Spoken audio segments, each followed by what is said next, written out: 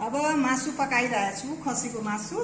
अनि यो लसुन फोरन पड्काइसकेको छु। अनि यसमा लसुन राखिदिन्छु।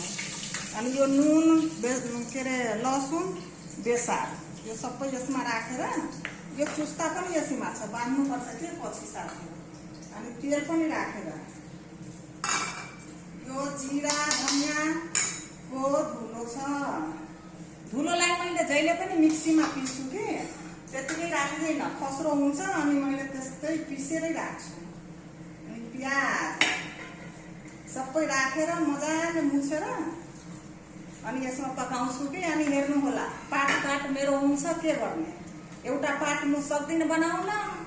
म बनाउने जान्दैन कि भिडियो जस्तो पाए त्यस्तै राखिदिन्छु हो साथीहरू, नहाँस्नु होला, मलाई आउँदैन बनाउनलाई।